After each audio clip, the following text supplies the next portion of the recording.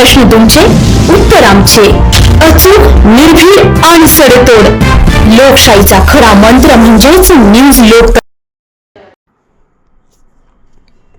सेनेचे युवा नेते कुणाल दराडे यांनी वाढदिवसानिमित्त शहर तसेच परिसरातील अल्पबचत प्रतिनिधींना हेल्मेट व 421 गरीब कुटुंबांना किराणा सामानाचे वाटप येथील आसरा लॉन्सवर झालेल्या कार्यक्रमात करण्यात आले. वाढदिवसानिमित्त बॅनर, फलक, जल्लोष, फटाकेबाजी आदींवर होणाऱ्या खर्चाला फाटा देत कुणाल दराडे फाउंडेशनच्या माध्यमातून रोजगार मेळावा, हेल्मेट व किराणा वाटप करण्यात आला. या स्तुत्य उपक्रमाची संपूर्ण मतदारसंघात चर्चा होताना दिसते.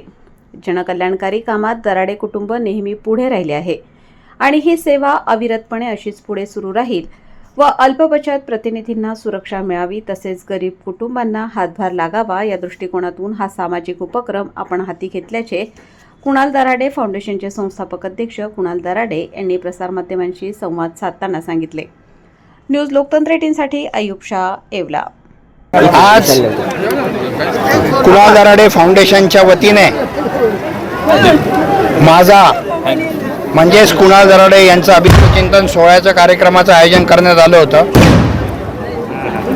हा अभिष्टचिंतन सोहळा याच्यासाठी आयोजित करण्यात आला होता की गेल्या एक वर्षाच्या कालखंडामध्ये कुणाल दराडे फाउंडेशनच्या माध्यमातून जे काही उपक्रम राबवण्यात आली त्याचा लेखाजोखा या ठिकाणी या अभिष्टचिंतनच्या माध्यमातून मांडण्यात आला.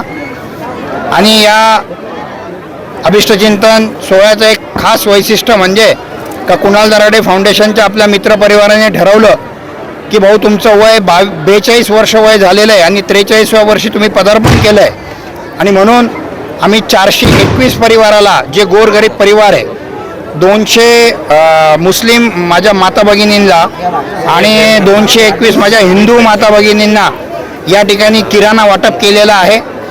आणि हेल्मेटचं देखील कुणाल दराडे फाउंडेशनच्या माध्यमातून तुम्ही अलीकडे बघत असाल की बाईकवरती अनेक लोकांचे ॲक्सिडेंट होत आहेत, अनेक लोकांना हेड इंजुरी होत आहेत, न्यूरो सर्जन तिथे ऑपरेट करत आहेत आणि माणूस गमावला जातो आहे.